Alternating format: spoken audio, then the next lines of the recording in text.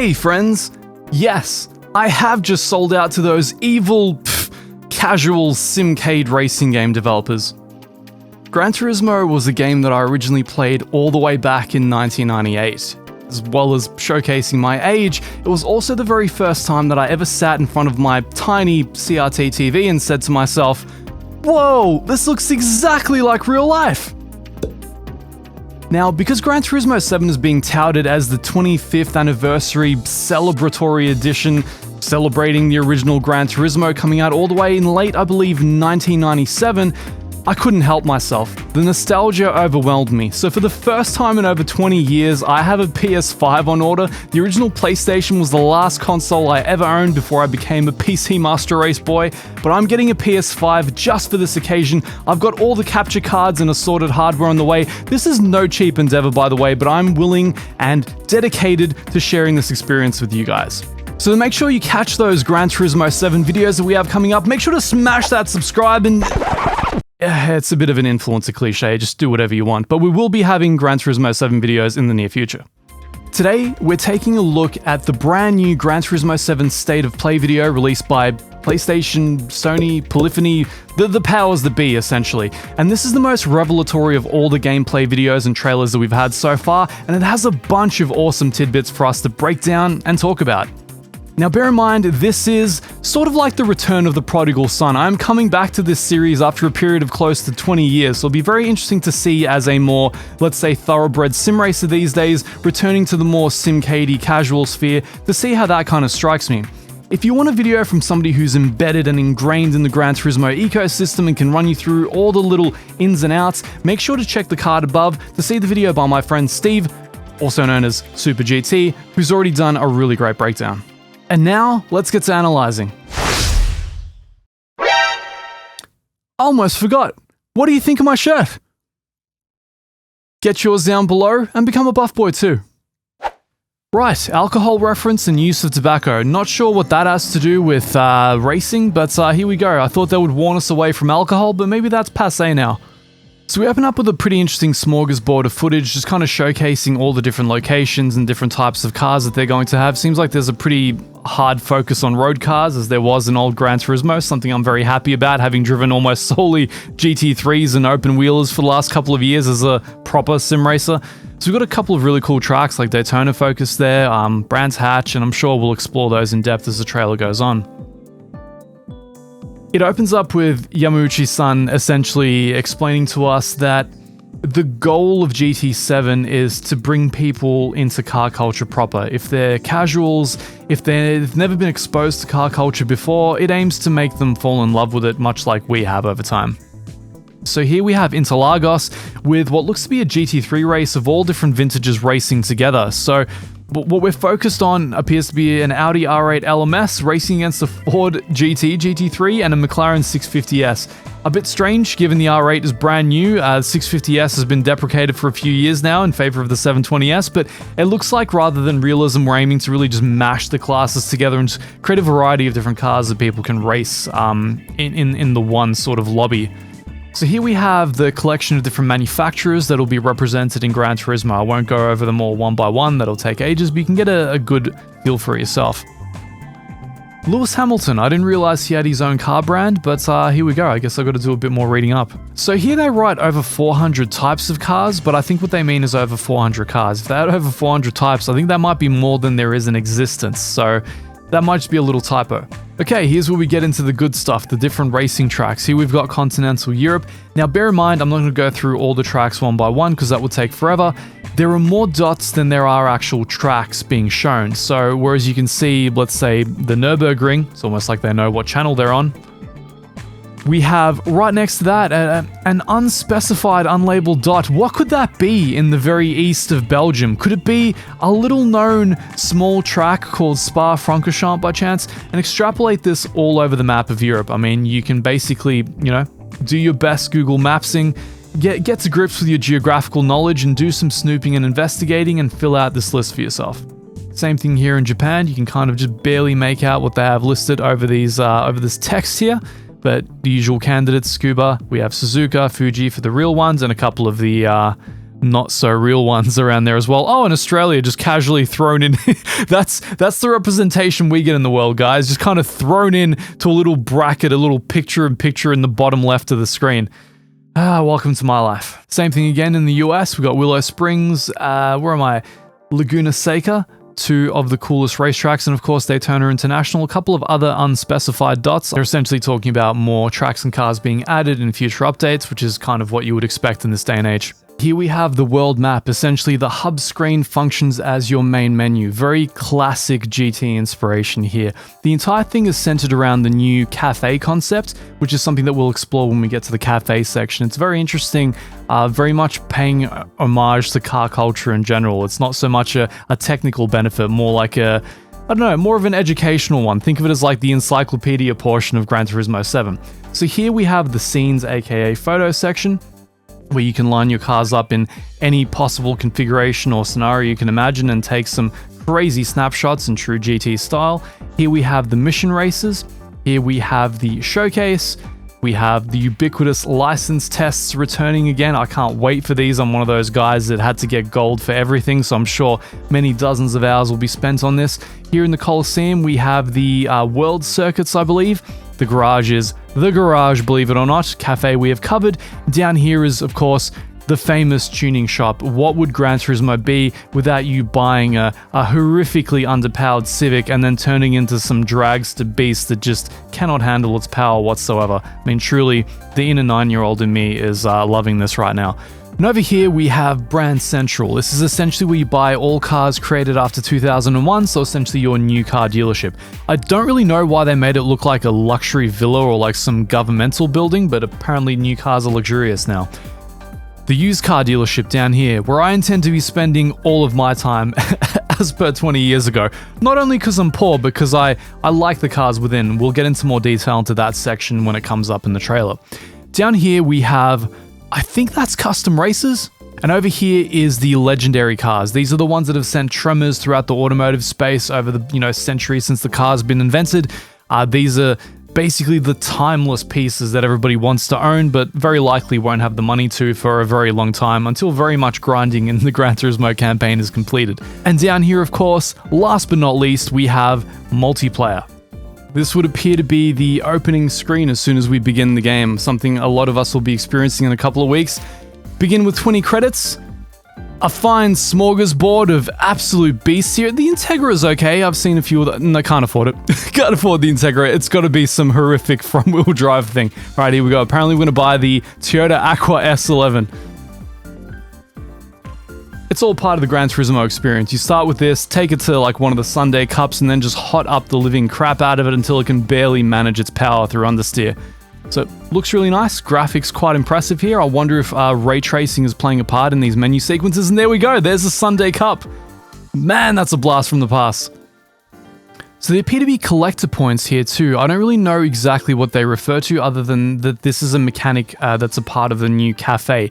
I don't know whether you're actually unlocking this car and then winning it at the end. Yeah, no, it says stored in the garage. Cool. So it appears that through the collector points, you unlock these cars, get them in your garage, and then through the cafe, you actually unlock the backstory of those vehicles. It's a cool little touch, really good for the car lovers.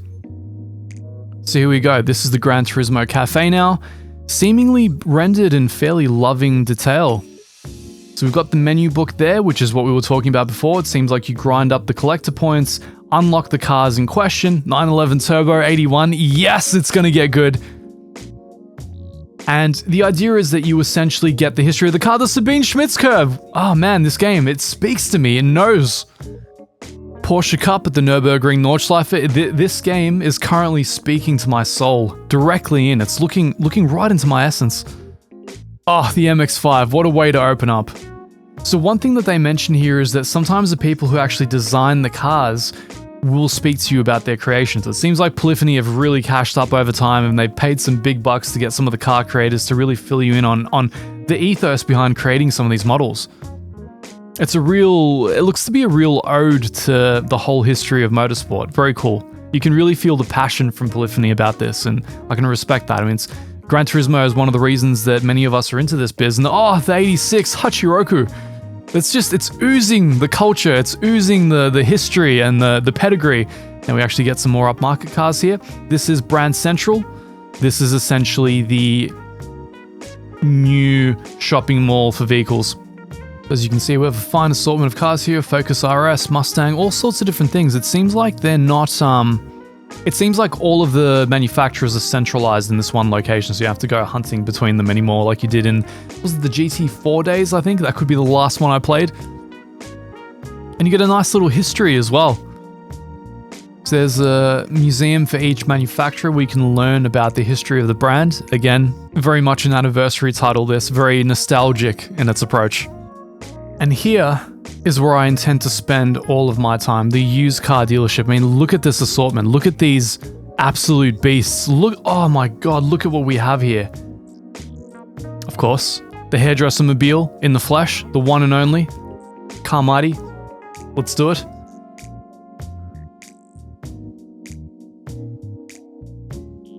Oh, Lancia Stratos as well.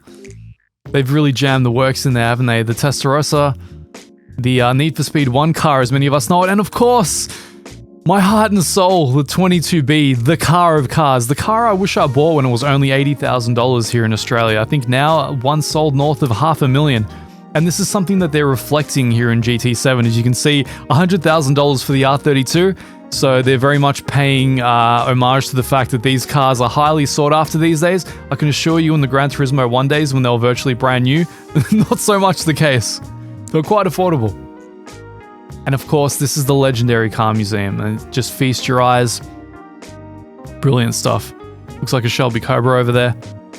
So in the custom race mode, you can combine things like weather conditions and choose multiple different types of car classes to go up against each other. So it seems like they've really opened this up for the player to do, I guess, whatever they find the most fun.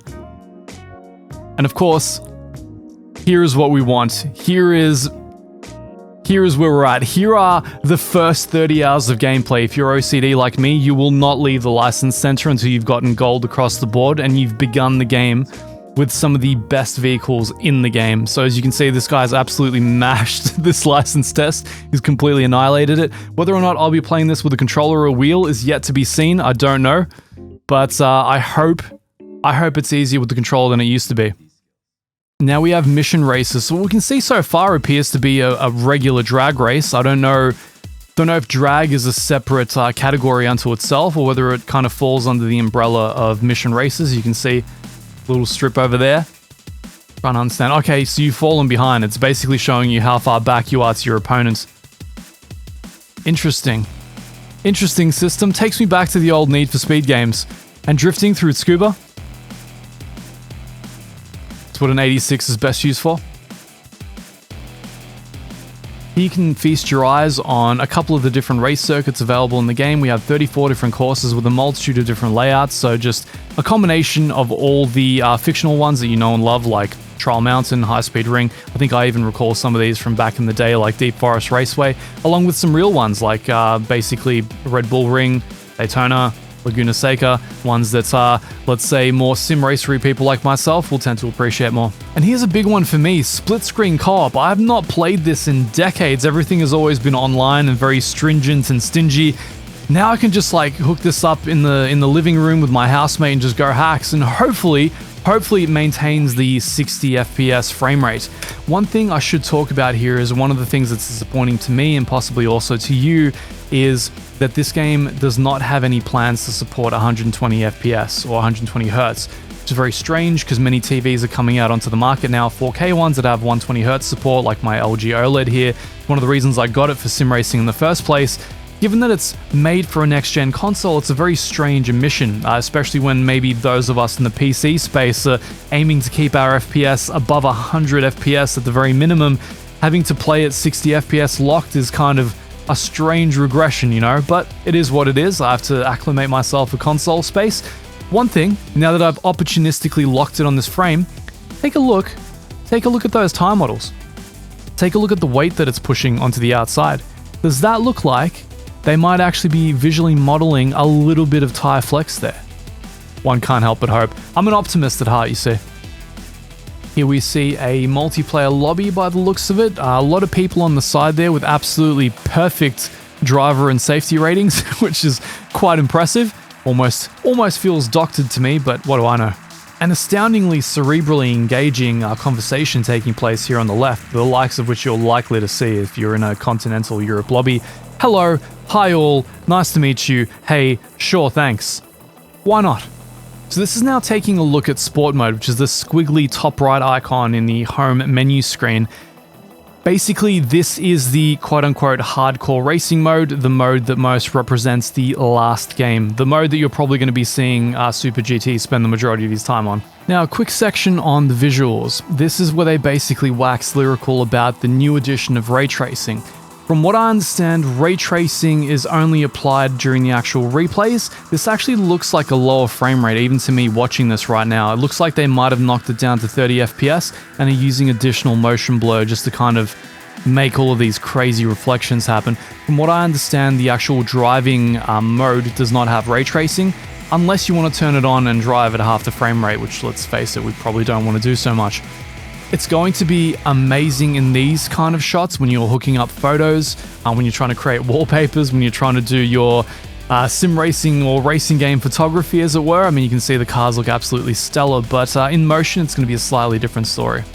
Here's an area of interest for most sim racers, time and weather simulation, with Yamauchi-san standing on the epic start-finish straight of Le Mans, possibly making a case to wave in the start of Le Mans in 2022, I don't know.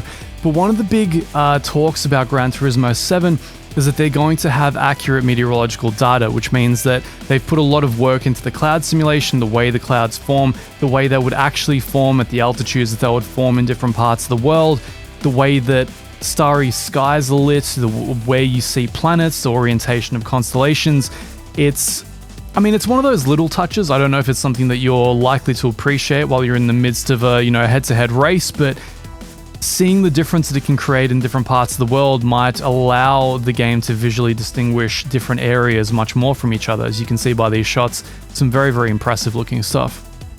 They talk a lot about air pressures specific to each region, the way that the clouds form, the way that the water droplets form, the way that the air currents rise and where they tend to form. So, the skies in California are going to look different to the skies over Japan. How this actually translates to your experience is yet to be seen. One of the important things for us to think about here is whether the altitude of different tracks is going to affect the performance of the car, whether it's going to starve your engine of air or otherwise. That's the kind of thing that we're more interested about. How much will the slipstream effect come into it? Will it be affected by the temperature where you are? Will the tires be affected by the surface temperature of the actual road? They're the more kind of pressing questions, I guess, if you're a sim racer. And here's where stuff gets very interesting. So as we're looking through the Dunlop S here at Scuba, this is where they're demoing the new track drying simulation. So as you can see, the rainfall has begun, everything's getting slick. Now soon puddles will begin to form in the areas that are prone to them. There you go, on the sides.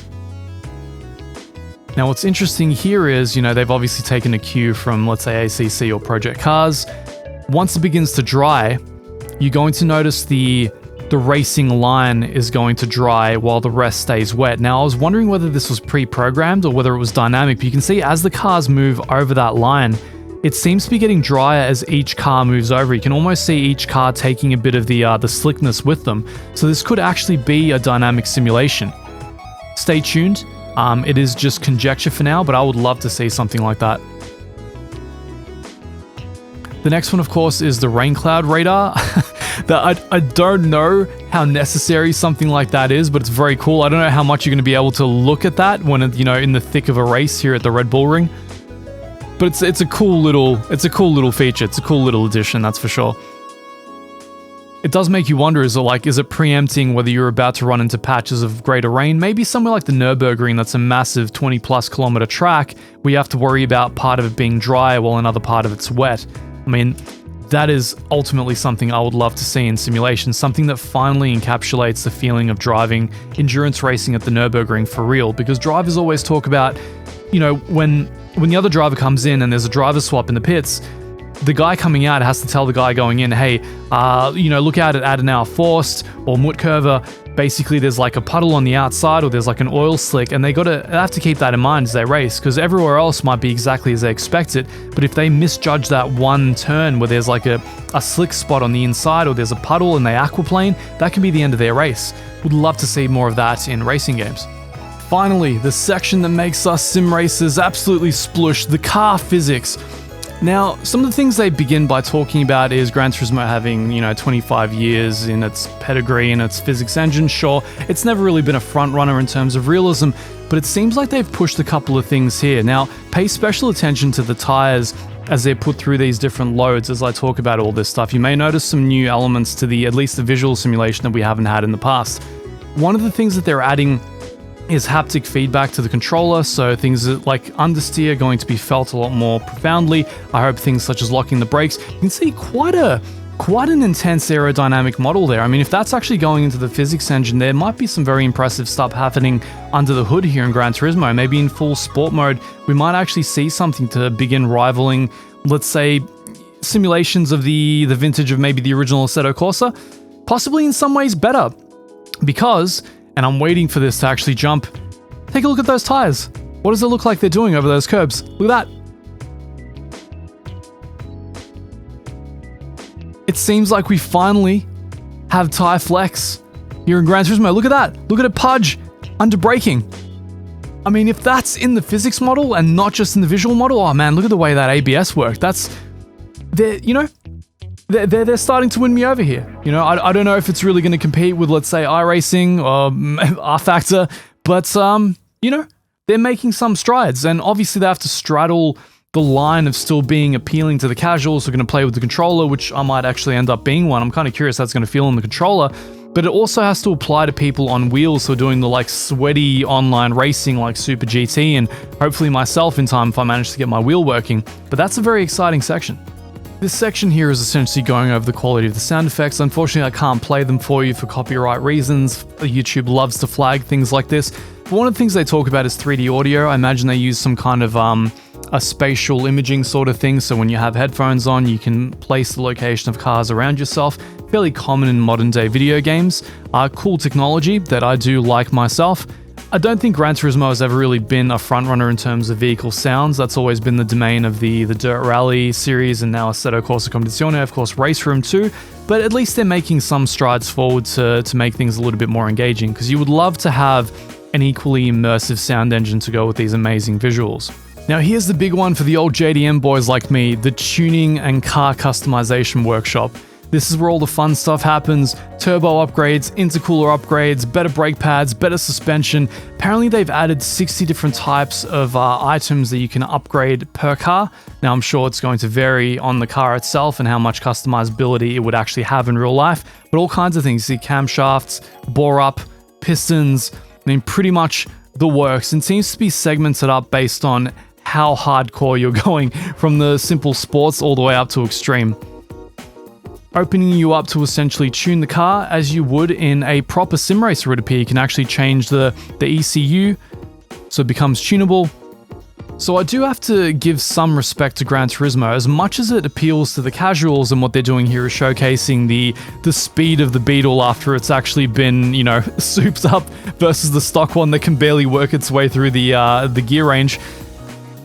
Gran Turismo does a really good job appealing to the casuals while still having this kind of hidden inner depth for the guys who are a bit more into the actual car culture. Now, how the driving experience will go, based on what I'm seeing here, time will tell. So while we have the hardcore under the hood tuning for people like, well, yours truly and possibly you as well, we've got the visual style stuff for the kiddos and, well, really people like myself as well.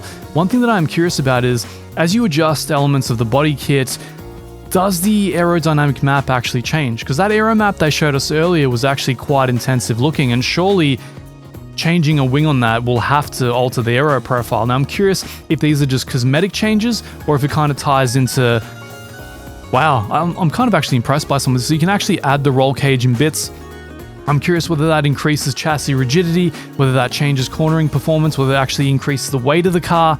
You can see the way they're fitting the wide body kit. Looks absolutely spectacular there.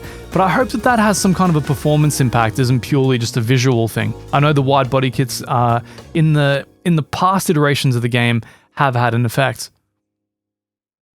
This is, of course, going over the livery editor, talking about you being able to paint over more surfaces than before and the sticker limit being increased as well. And what would Gran Turismo be without a car wash? They're those little things. It's like having durability and repair in action games, but it just adds that little bit of extra engagement to it, doesn't it? Now, here is the mode that all of us thumbnail creators have basically been salivating for, the scapes mode. You can superimpose the car on a variety of different landscapes and kind of get the idyllic shot, I assume using ray trace lighting point sources. I mean, the entire thing is amazing. After being somebody trying their best to... Why would you superimpose an R34 on the Australian landscape where you would probably own the R34? Whatever, anyway. But as somebody trying to get nice looking shots out of iRacing and R-Factor 2 and very aged engines like that, seeing something like this is an absolute blessing in disguise. I cannot wait to start creating thumbnails for those videos because it's going to be an absolute cinch, and it looks like it'll be a really nice creative endeavor as well. Like, look at the options that you get. You quite literally can make surreal effects that make no sense whatsoever. I think you're about to see them blur the background while keeping the actual reflection the same underneath. Some very impressive looking shots there. Very cool. A lot of creative outlet as well, so expect some surreal shots coming from this channel soon. This is the race photography mode as well. Again, an absolute godsend for those of us who do thumbnails. Always so much more difficult in the sim racing titles than it should be to make these look good. But now, I mean, look at this. Look at that. You can literally adjust everything. The hue, even in-game. Vignetting. Lens distortion, all the good stuff. Motion blur, you guys love motion blur, man. When there's motion blur, like there's 30% more clicks on the thumbnail. I know you don't think about that stuff, but there is. And finally, the showcase mode. Last, but hopefully not least, this essentially refers to Gran Turismo as being more of a creative expression tool rather than just a racing game. And this is one of the great things about jumping back into the more casual sphere, is that the games aren't afraid to actually be games. They aren't afraid to put in elements over the top to engage the player in ways that are more than just, hey, let's get into a race lobby, what track, what class of car, okay, let's do our laps and game over. I mean, it's becoming more of an expressive endeavor in Gran Turismo, and that's something I'm really enjoying about this and really looking forward to delving into. Lastly, Yamauchi-san is essentially telling us that we're about to witness gameplay from two different types of game modes. The first of which is very, very interesting. It's a sort of a beat-synced music race mode. I don't fully understand the concept personally, but I'm sure it's going to be quite enjoyable, especially if you're a sound engineer like I am. So it's kind of combining two of my, well, both of my vocations essentially now. So as a musician, this really messed with me. I was looking at this number up here thinking, why is the BPM changing continuously? But I think it's just counting down the amount of beats for whatever reason. I think you're supposed to finish the lap by the time you hit a certain... Okay, cool, alright. So the amount of beats whenever you go through a gate increase, and I suppose you're supposed to keep this going for as long as you can until you get the gold trophy. That best record over there, I don't even want to think about that. I don't even want to know what was involved in that. But it's a very cool looking mode. It's similar to those... Well, they're like maybe sudden death type modes or elimination type modes we used to have in the past, except locked to music as well. Back then it used to be like, don't be last. When people complete a lap, if you're last, you get eliminated. So it's one of those kind of things. It's like the quicker you get to the gate, the longer you get to go. But one thing that really fascinates me as a sim racer here more than anything else, and it's probably not what they intended, I really like looking at this Cobra's tire flex. That's kind of what sticks out the most to me, is the fact that Gran Turismo is finally showcasing this, and I'm kind of hoping that it's part of the physics model that you can feel and the way that the cars drive. That'll be super exciting. Lastly, we have this very futuristic race here in the high-speed ring. Now, I am not a Gran Turismo guy. Again, I don't know what this is. I'm sure many of you heavyweights could instruct me on what we're actually seeing here, but with this, I think it's a really good note to close it out on. There's some good background footage. What do you all think about the revelations of the state of play? I mean, for me, not having been in the ecosystem for so long, for potentially 2 decades, with the exception of a small dalliance with Gran Turismo 4, I'm kind of excited. I'm kind of excited about taking the gloves off, having a bit more fun, being able to change between the wheel and the controller and not worry that I've lost so much of the experience, but also seeing Gran Turismo make some strides to get closer to a proper sim racer as well as a car culture celebration game. It'll be interesting to see how close they get to be all things to everyone. Be sure to subscribe for future Gran Turismo content. I literally have a PS5 arriving tomorrow. I've invested quite a bit of money into this endeavor, all the different cards and the hardware to make this work. So if you guys want to help make it worth a little bit my while and hopefully get some enjoyment for yourselves watching a sim racer try and fumble his way through a more simcady casual title for the first time in 20 years, hit that subscribe button and I'll definitely see you over the coming series of Gran Turismo videos. I'm definitely excited. Let me know what you guys want to see in the comments down below, and until next time, I'll see you all later.